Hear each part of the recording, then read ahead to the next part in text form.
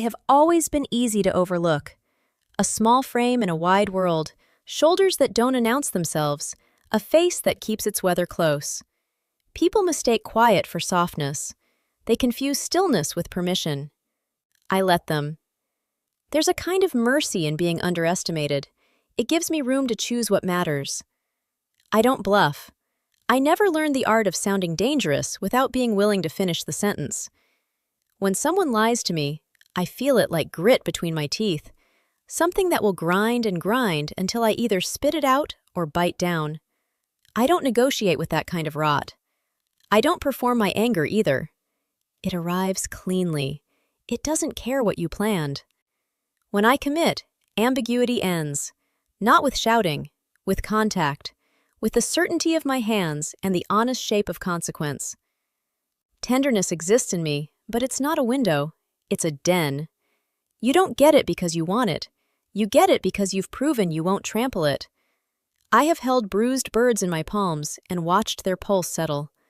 I have made soup for a friend who couldn't lift her own head. I have listened without fixing, which is harder than it sounds. And I have walked away from people who tried to make my care into a leash.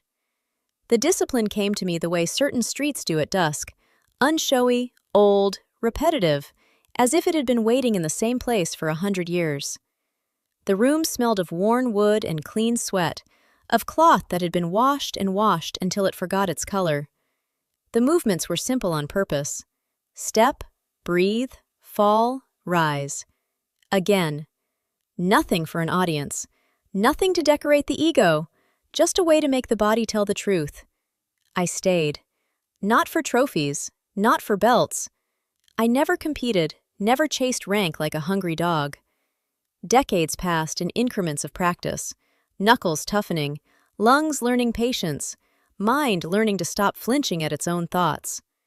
The people who trained beside me became a kind of pack, not loud with affection, but steady. We learned each other's silences. We watched each other age. When my instructor died, the air in that room changed, as if a familiar lantern had gone out. I inherited the space because there was no one else who would keep it plain. I ran it exactly as he did. Same hours, same sweeping, same insistence on showing up even when you didn't feel like a person worth training. Students call me terrifying. They also keep coming back. Reliability frightens people who grew up in chaos. One evening, a newer student asked me why I never smiled. I looked at the windows gone gray with rain and said, I smile when something is worth smiling at. It happens about twice a year.